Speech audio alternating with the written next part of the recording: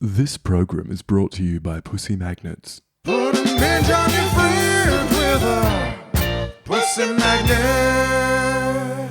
Welcome, my lovely lumps. Or should I say lovely labs? I'm so thrilled to have you here in the Labia Lounge. We're going to yarn about all things sexuality, womanhood, relationships, intimacy, holistic health, and everything in between. Your legs. Ooh, can't help myself. Anyway, we're going to have vag loads of real chats with real people about real shit. So buckle up, you're about to receive the sex ed that you never had and have a bloody good laugh while you're at it.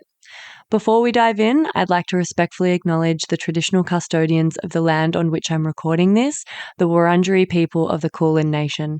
It's an absolute privilege to be living and creating dope podcast content in Naarm, and I pay respect to their elders past, present, and emerging. Now, if you're ready, let's flap and do this. Oh my God, is there such thing as too many vagina jokes in the one intro? Whatever, it's my podcast. I'm leaving it in. Don't panic, you're not broken. Your sex education was a piece of shit. Get your flaps out and pull up a couch. It's the Labia Lounge. All right, so this is the third part of my conversation with my darling friend Hannah.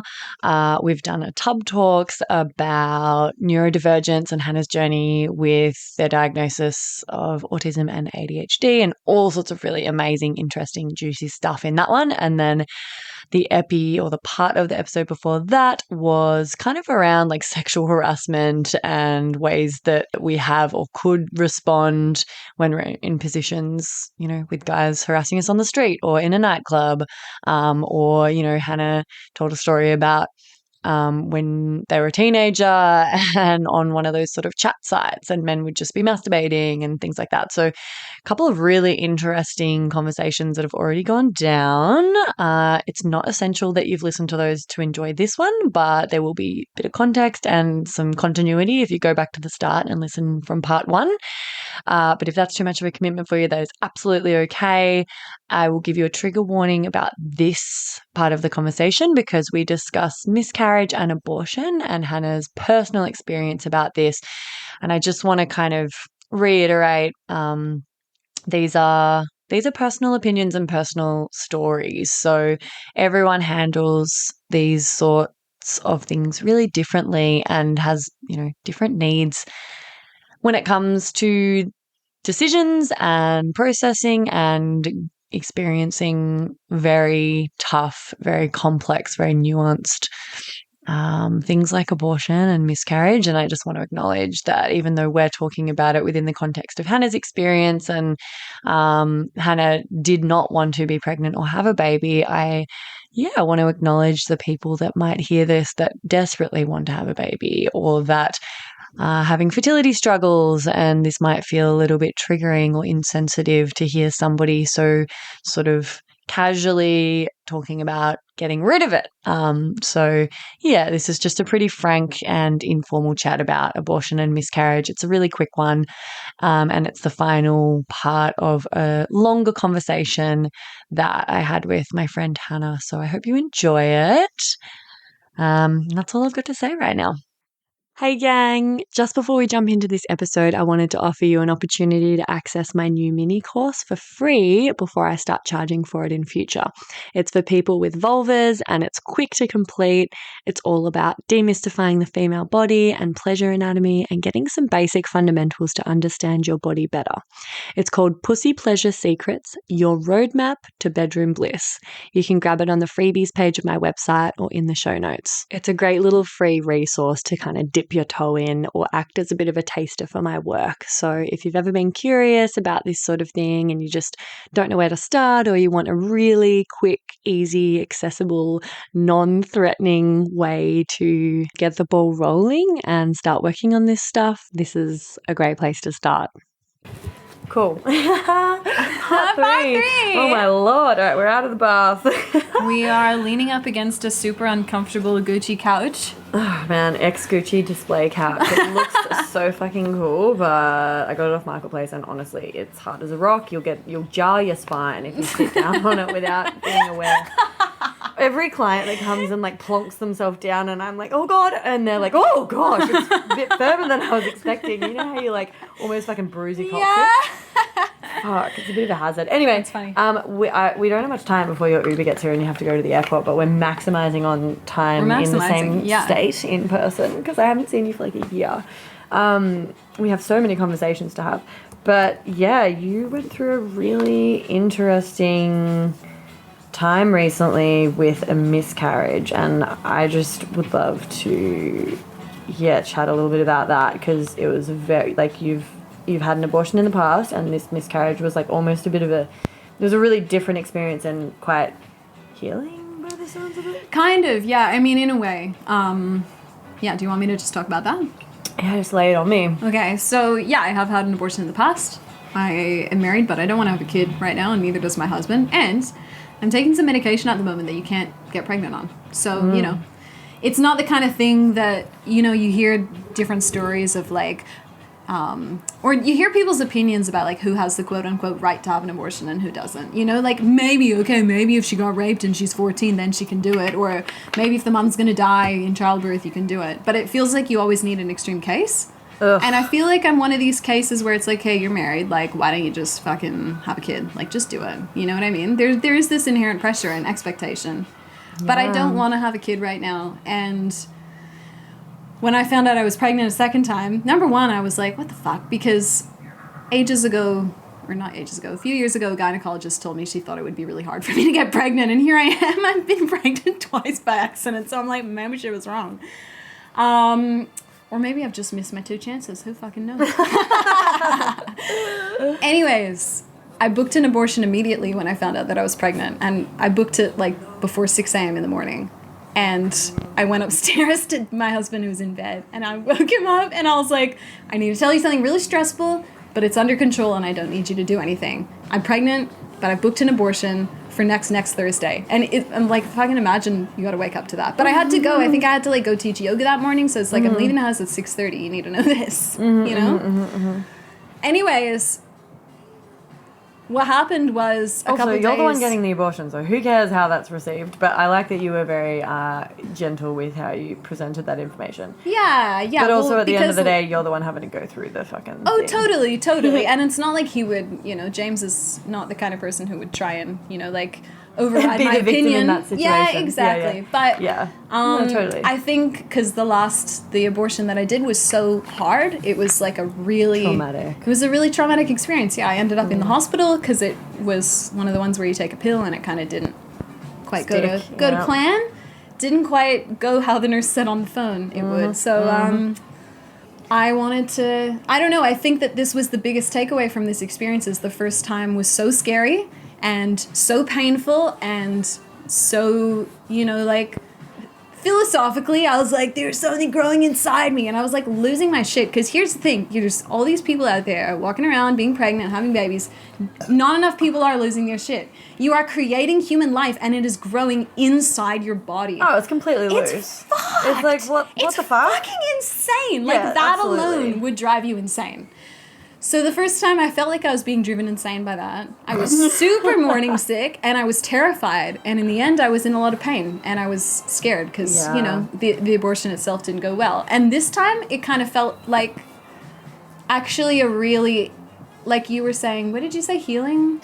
Yeah, like almost like it kind of rewrote, it replaced the old kind of story or experience or, because you just approached it, you have so much more awareness of yourself. You'd been through a similar sort of thing. You'd sort of, I don't know, you kind of described it like, oh, I'm just being like really kind to my body and being like, oh, you're carrying a fucking bunch. I mean, you do a better job. I'll let you. Yeah. No, I think you're really right by saying that I replaced the script that was there because the first time was so bad. And this time I was like, okay, what, like it's that same philosophy that like if you heard part 2 where I was like, you're on your own team. The first time I was so upset at my body and it felt like this betrayal. Like, how am I pregnant if I don't want to be pregnant? Like, why has my body done this? You know, it's not even fucking supposed to be able to do this because the gynecologist said like that would be really hard. What the hell is going on? And this time it kind of felt like, okay, I'm feeling really morning sick right now. me and my body are on the same team. Maybe I don't want to be pregnant, but like if I want to function, I'm going to have to feed it because it's busy doing a job that it thinks is really important. Yes. And if I need to wait 2 weeks to get an abortion, these next 2 weeks I've got to be on my own team and I've got to feed my body because it's busy right now. Even if I don't like the project it's working on, it's still going to work on this project and I need to help it. Yeah, and it thinks it's doing something really important and magical, and it's like got this incredibly important job, and so it's going to be doing that. And so like you were trying to just work with it and like feed it what it needs, you know, like sure, you're going to get rid of the baby. So but you were also just like, yeah, but I still am going to be like needing to feed myself certain nutrients and like just like, give my body what it's exactly needing. like it or not, I am pregnant, so I have to eat like I'm fueling this because I am like I have to fuel this. I have to fuel myself. Yeah. So it was really nice to have that outlook, and then the whole miscarriage happened, and that was kind of really cool because I was kind of like self high five to myself.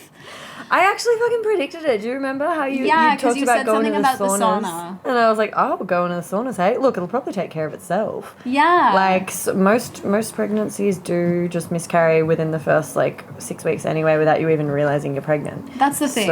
It's so common already, and I mean, I don't exactly know how the medication that I'm on impacts fetal development, but I know that it really changes the way that certain proteins work in your body, so I'm kind of not surprised if the egg just didn't build itself right because my proteins are all weird at the moment because of this medication. So I'm kind of not really surprised it happened, but I guess...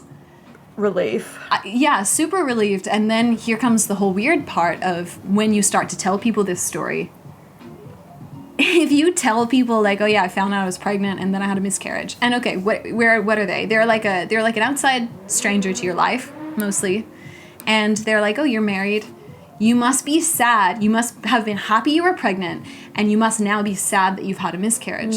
So it's been really hard because I've been trying to like talk to people about this, but then you have to do all this extra maintenance work to be like, no, don't react like you're sad for me. I want you to be happy for me. I didn't want to be pregnant in the first place. And it blows the conversation out to this really weird Well, especially place. because like you have to be so sensitive to the fact that a lot of people have been very sad about miscarriages or can't get pregnant or have like fertility challenges that are like very triggering for them to hear about someone who got pregnant by accident and then just like doesn't even want it and is stoked.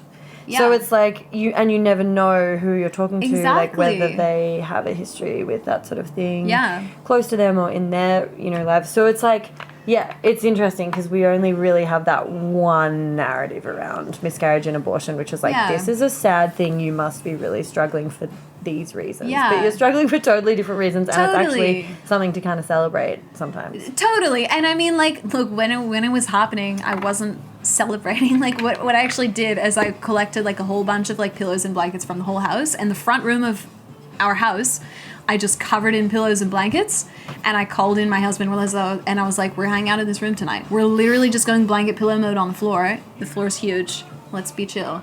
And it sucked. I was in heaps of pain, but it was like, I don't know. Like, I wasn't, like, celebrating, like, yay. But it was like a different... Oh, good on you, buddy. You're doing it. Yeah, and now I don't have to go in for an abortion, and I don't have to kind of carry this child that I don't want any longer than I have to. Exactly, yeah. It's like you got it done with no interventions needed. Exactly, which is nice. Yeah. Didn't have to leave the house. Didn't have to leave the house. I know, so convenient. That's really nice to not end up in hospital. We love to see it. But it is really hard because, it does pose a completely different set of challenges, and it would be nice to feel like you can receive the right kind of support from somebody, even if it's just verbal support that you kind of don't have to fight for. And I think a lot of the time, if you are someone who is pregnant and then chooses to end the pregnancy, you end up kind of having to fight for your decision, when what should really happen is just people support you in whatever way works best for you. And I'm not saying that all these people that reacted like this to me being pregnant are trying to be mean. No. But it's like, it does kind of show that the societal narrative around pregnancy is still like, it's the ultimate goal, and if you're married, you should be happy. And if you have an abortion, it's a little bit like, ooh, And even in my head, I was like, here, I'm fucking pregnant for the second time. I'm irresponsible. I'm a bad person. Like, Dude, you've got to listen to my episode with Madison Griffiths, who wrote the book Tissue. We did a massive episode about abortion. Really? And Madison, like, wrote Tissue about her abortion experience. And Yeah. I think I think I sent it to you. It's really up your alley. Cool. And it talks about that. It's like there is so much shame, especially if you're a repeat offender. It's like, Yeah. you're a slut, you're irresponsible, you're like, you know, too lazy to, I don't know, it's just like, come on. But then, yeah, there is actually so many people that has been in this position multiple times. And it's so unhelpful and toxic to, like, shame those people, but we end up just fucking shaming ourselves half the time because, you know, that's how we know people, that's what, we know people are thinking that kind of thing, you know? And maybe in the past we've thought that kind of thing. Yeah. Totally. And I mean, it's definitely getting better, and I think it feels good to be able to just talk about this. Like, I can, you know, say this on a podcast, and I'm not actually stressed about what people would think. Like, the world is starting to become really supportive of women's reproductive rights, which is awesome. But it's still kind of tricky to navigate. Yeah, and you I know? mean, they did just, like, roll back. No, not roll back. What's the word? Repeat. Rebuke? Retract? Retract? I don't know. Roe versus Wade. They overturned Roe versus Wade. Oh, yes, in America. Yeah, in America. I mean, So, who knows how their legal system works. It's pretty one intense. step forward, but- 2 steps backwards. Yeah. Yeah. So it is really intense, I guess. But I think But you just were so, like, you sent me a voicey because we were meant to be hanging out, hanging out, and you were like, yeah, so I just found out I'm pregnant, and then it was like, oh, yep, and so now, like, a miscarriage is happening, and you were so grounded and, like, chill, relatively chill. yeah, You were just, like, very matter of fact, and obviously that is partly the coping mechanism. It's like, as soon as you found out, it was like, okay, I need to act. I'm booking an abortion. That's the one thing I can do right now to, like, make me feel better about this situation that's out of my control and I didn't want. But I don't know, I just found, because I just met you, I'd actually just started working with you when you had the abortion. like right around. And so then yeah. hearing how you felt about this and approached this was completely different. Yeah, And so much of that, just to sort of throw back to our previous, part 2 of this 3-part episode, this fucking sprawling conversation across 3 locations at this point. Like, you know, all of the work you've done around your neurodivergence and, like, kind of getting more attuned to your body's needs in the moment and, like, regulating yourself and understanding yourself, I think, like, was very helpful with how you navigated this. Yeah, absolutely. It was really helpful, and I think that kind of stuff is helpful for anyone, because if you know how to feel regulated and grounded, then that fucking helps everyone. That's amazing. That's an amazing thing to have. And I think, kind of tying back to the meditation stuff as well, I actually feel like my head is a really different place than it was a few years ago when this happened. And it kind of made me feel like, I don't know.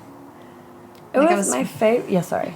I don't know. I don't have anything else to say about that. No, you go. I mean, my favorite thing was just hearing you talk about your body. Like, we're on the same team, and, you know, being like, yeah, so, you know, like, it was really cute and endearing almost how you were, like, describing, you know, your body thinking, like, oh boy, I'm fucking in charge of this really big, important task that I'm going to throw all my resources into.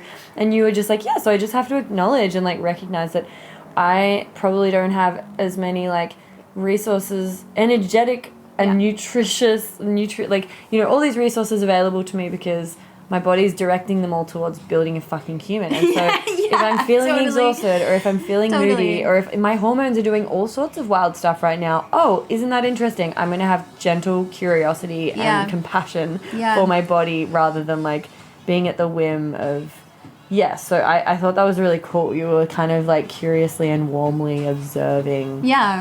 you know, the changes happening in your body and your mind because of the pregnancy and, like, just being like, cool, how can I support and navigate this? Totally. Yeah, that was definitely a huge thing. And I think that it is funny that it's been mentioned so many times now because it's just so applicable to everything. But I think that all of this is predicated on also just having a certain level of privilege. Like, I live in a place where I can access an abortion and the people in my social circle aren't going to ostracize me for having an abortion. So it feels like it's part of this second time around, actually, since the first time I got an abortion, the laws have changed. We're saying in America they've gotten worse. In Australia, they've actually gotten better in the last few years. You used to have to go to a GP and kind of like argue your case for why you needed an abortion. And lots of GPs, are willing to refer you. But you can bet that, if your GP is like a crusty old man, you might feel like religious, exactly. You might feel like, not supported by your medical provider. And now the law has changed so that if you are pregnant, you can just book yourself in for an abortion, and you don't need to kind of justify your case to a GP, which is amazing. And it's so cool to live somewhere where that's the law. And I think that these services should be available to people. So that definitely played a big part in like why I was so chill, because it was logistically easier to organize one. I didn't have to do these referrals, and it was like I'd done it before. And you can practically fucking get an abortion at the 7-Eleven nowadays. Yeah, if I can just get a tablet, do it at home. I mean, you can, but you might end up in hospital like me. Which I mean, I do not recommend. Do not recommend. No, honestly. most do people not recommend. I've spoken to do not recommend the medical abortion. Go the surgical. I know it sounds more extreme, but it sounds like, I mean, I know multiple people who the tablet, like the medical one, has gone wrong and hasn't done the trick the first time around, and then tissue has continued growing, and whole traumatic, massive thing that you've been through. I know multiple people who that's happened to. And I know, like, some people really like to, they argue that it feels more integratable to be consciously aware and go through this kind of process of feeling your body aborting, as opposed to going in for a surgery and just coming out and it's like done and it's like, oh, whoa. But I have heard, just in terms of like, it being less painful, time consuming, traumatic, like sending you, like just knocking you out for the count for like a while, go the surgical route. Yeah, apparently. totally. Yeah, totally. Yeah. And I feel like, on the social side of things, it's nice to just normalize different dialogues about how people feel about being pregnant and what people want to do about it. Yeah. Because, the first time I was pregnant, I felt really scared, and I felt very invaded and angry at my body. And the second time, maybe I still didn't want to be pregnant, but I was kind of on my own team. And actually, if you're interested, like, to kind of illustrate this, because I feel like I'm just don't have heaps of time to like go into this whole thing. I can send you a poem that I wrote about my first pregnancy and abortion, which I wrote ages ago, and I've actually like haven't really read it or edited it many times because it feels like I want to get it right, or like it feels like still very, or maybe not so much now. Maybe I can kind of do it now. It feels like very present. And sometimes when I write poetry, I like write something and I'm like, fuck, that's heavy, and then I like close the book, don't look at it for 6 months. So I kind of got it to a stage where it's done. If you want, I'll send it to you. Send it to me and I'll read it. I'll read it. You'll read it? I'll read it.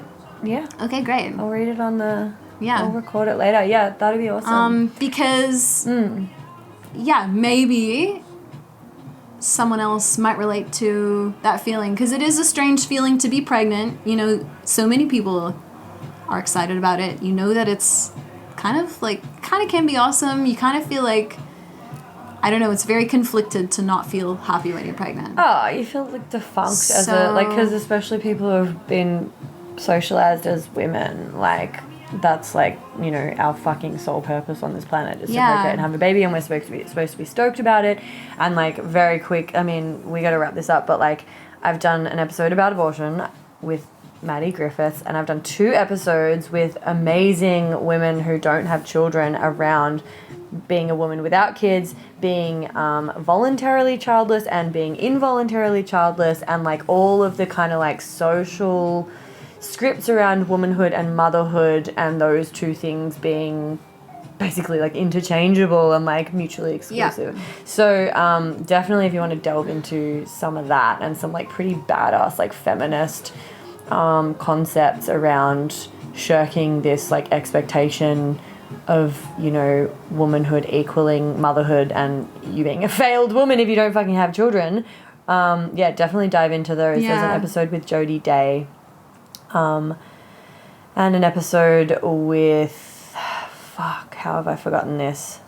Oh my God, Ruby Warrington. She wrote Women Without Children, Women Without Kids. So yeah, really good episodes related to this kind of thing. But yeah, thank you so much for talking us through. Yeah, Anything thanks else again you for want to chatting. leave us with around that? Nah, I kind of feel like we've said it all. Bit talked out. Gotta get in an Uber now, and we can just put the poem right here. Awesome. Yeah, stay tuned for a poem. Maybe I'll chuck an ad break in there. Or maybe I'll just roll straight into it because people's attention span is too short and I want everyone to hear this poem. Cool. All right, over and out. Hey, labial loungers, legends, losers. Yo, what up? This is Hannah, just absolutely reverse parallel parking into my first solo maximum super cringe intro. I am sitting in my walk-in robe talking into my phone because, no, I don't have my shit together, and I keep trying to record these, and I keep derailing myself and sounding unhinged, but Freya has actually just informed me that it is on brand to sound unhinged. So we'll see what happens.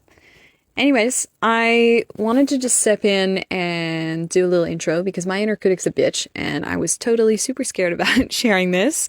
And you're about to listen to something that I wrote.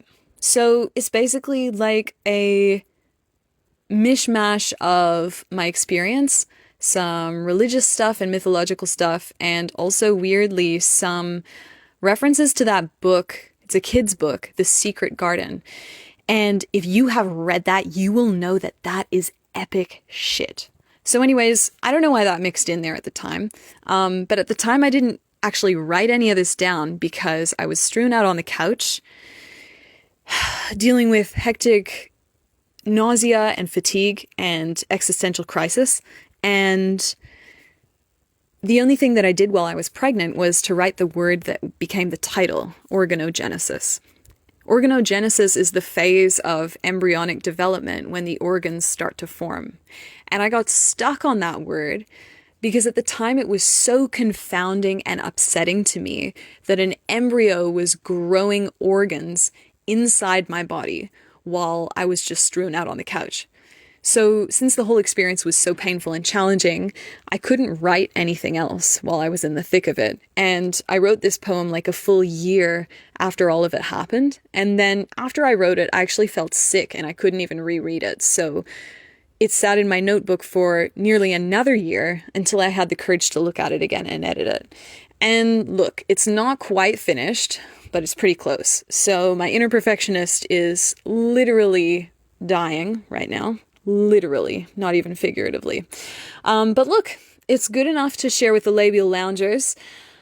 At least, you know, I'm gonna tell myself that it is. Because that's all that fucking matters. Because guess what? Nothing matters.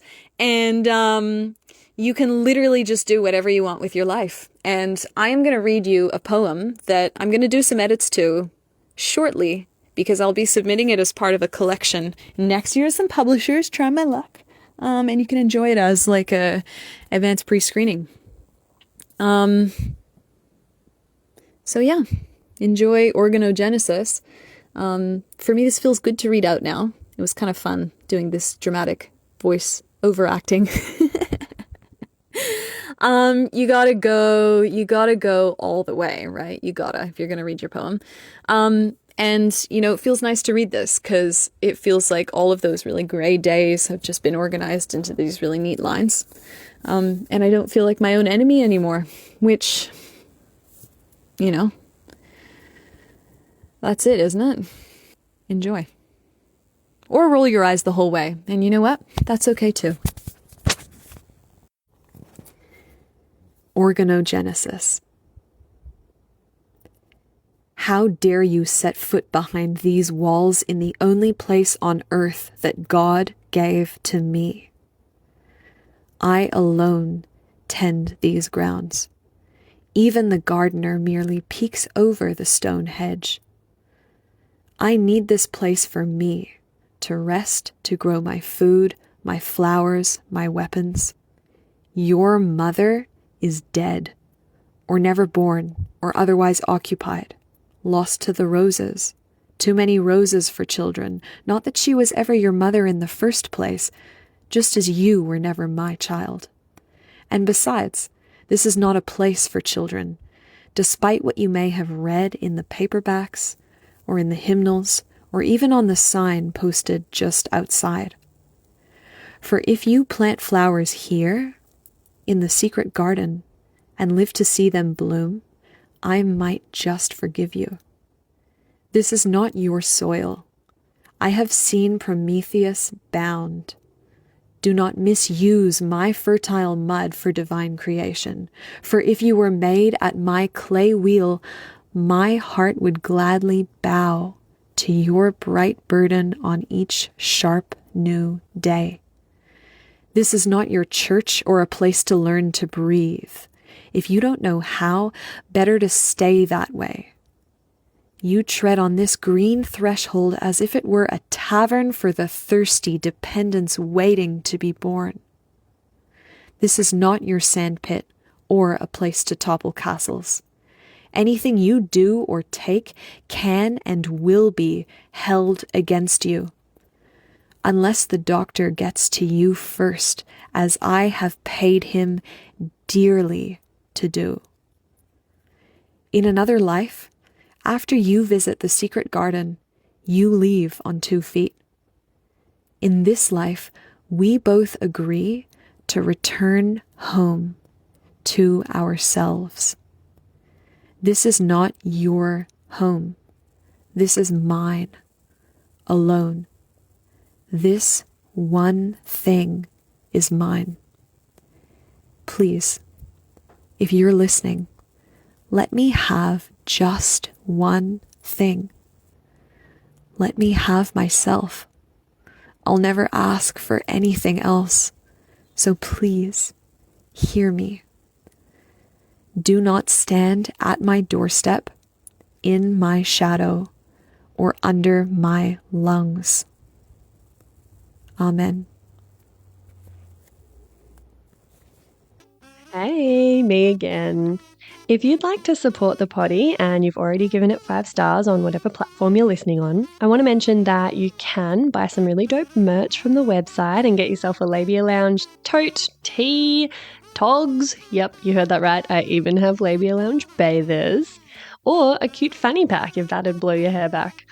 So if fashion isn't your passion though, you can donate to my Buy Me a Coffee donation page, which is actually called Buy Me a Soy Chai Latte, because I'll be the first to admit I'm a bit of a Melbourne cafe tosser like that. And yes, that is my coffee order. You can do a once-off donation or an ongoing membership and sponsor me for as little as 3 fat ones a month. And I also offer one-on-one coaching and online courses that'll help you level up your sex life and relationship with yourself and others in a really big way. So every bit helps, because it ain't cheap to put out a sweet podcast into the world every week out of my own pocket. So I will be undyingly grateful if you support me and my biz financially in any of these ways. And if you like, I'll even give you a mental BJ with my mind from the lounge itself. Saucy. And I'll pop the links in the show notes. Thank you. Later. And that's it, darling hearts. Thanks for stopping by the Labia Lounge. Your bum groove in the couch will be right where you left it, just waiting for you to sink back in for some more double L action next time. If you'd be a dear and subscribe, share this episode, or leave a review on iTunes, then you can pat yourself on the snatch, because that's a downright act of sex-positive feminist activism, and you'd be supporting my vision to educate, empower, demystify, and destigmatize with this here podcast. I'm also always open to feedback, topic ideas that you'd love to hear covered, questions or guest suggestions, so feel free to get in touch via my website or over on Insta. You can also send me in TMI stories to be shared anonymously on the pod.